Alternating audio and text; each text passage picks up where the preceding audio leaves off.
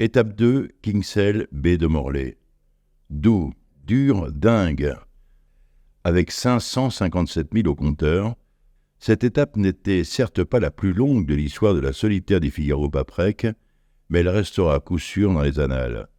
Elle a conduit la flotte des 32 figaristes à la latitude la plus nord jamais atteinte par la solitaire, jusqu'à tutoyer son arlésienne, j'ai nommé l'île de Man. Disputée dans les petits airs, elle a donné lieu à des renversements de situations invraisemblables où les premiers se sont retrouvés les derniers, et vice-versa. Yo-yo des classements, ascenseur émotionnel, jusqu'au regroupement final à 100 000 de l'arrivée en baie de Morlaix. Une arrivée interminable et des écarts irréparables. Les 3 jours et les 3 nuits de repos n'ont pas été de trop pour digérer la première longue étape de 610 000 nautiques et son arrivée un peu brouillonne, avec un leader inattendu et finalement déclassé par le jury.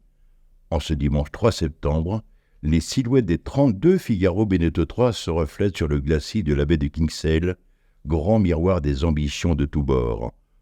En attendant l'arrivée de la brise, chacun peut croire en son destin. Les 15 premiers ne se tiennent-ils pas en moins de 20 minutes, une paille, au vu des conditions météo annoncées? Anticyclone oblige, le parcours est d'ailleurs incertain. La direction de course a déjà annoncé que les concurrents ne contourneraient pas l'île de Man, mais se réserve la possibilité de leur faire virer le phare, qui part ses dangers immédiats au sud, Chicken Rock. Drôle de nom, au passage, pour une île qui n'est pas réputée pour ses volailles, mais par sa race des chasses en queue qu'on appelle les Manx, et ses courses de moto postérieures à la construction du phare. Toujours est-il que cette ascension de la mer d'Irlande vers le point le plus septentrional jamais atteint par la course a de quoi faire rêver.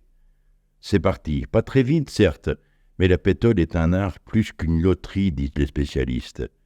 Certains s'y révèlent plus à l'aise que d'autres pour déhaler leur monture, à l'image du Bordelais Romain Richard, Passion Santé, ou encore de Gaston Morvan, Région Bretagne CMB Performance, qui gagne pour la 2e fois consécutive le parcours côtier et se retrouve leader au moment du premier choix.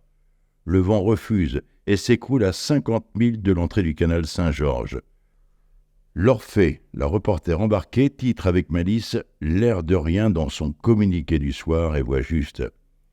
Car dans ce petit fond de brise, sans prévenir, le groupe qui file à la côte emmené par Hugo Dallène, Yacht Club de Saint-Lunaire, est en train de réaliser le premier break de la course. Ces bisous ne respectent décidément rien. Acte 1 pour Hugo Dallène. Lorsqu'au petit matin, le groupe parti au large recroise pour stopper l'hémorragie, l'addition est lourde.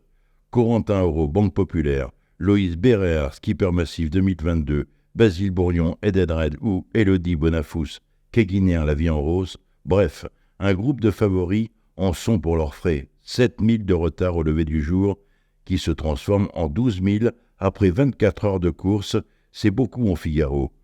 La côte, ça paye plein pot, s'enthousiasme Julie Simon, 12, à la VHF, qui, comme Guillaume Pirouel, région Normandie, a choisi le bon bord.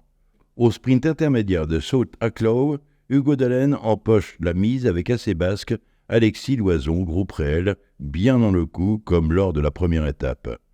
Le plus long bord, plein nord vers l'île de Man, est l'occasion de creuser encore. Au passage du Grand Phare au petit matin, les images du chassé-croisé sont superbes, mais pas du goût de tous. Le courant embarque le leader sous spi vers le sud, alors que les retardataires peinent au près, avec une vitesse fond 2 fois plus faible. Dallène tient toujours les rênes avec dans son sillage Jules Delpech Orcom et Alexis Loison. L'avant du trio culmine à 19 000 par rapport à Gaston Morvan, qui emmène le second groupe. Élodie Bonafous est à 30 000, Basile Bourgnon est à 35 000. La deuxième étape est-elle en train de se jouer à Chicken Rock? Patience, car sur la descente, le classement commence déjà à se brouiller. Alexis Loison se décale dans l'ouest, empruntant une bretelle gagnante et s'empare de la tête mardi en fin de matinée.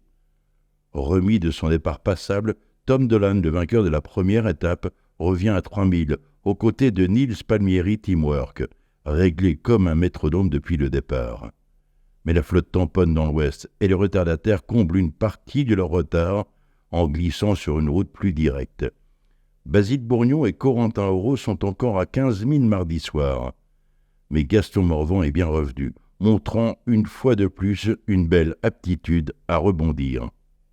Acte 2 pour Loison, acte 3 pour Morvan.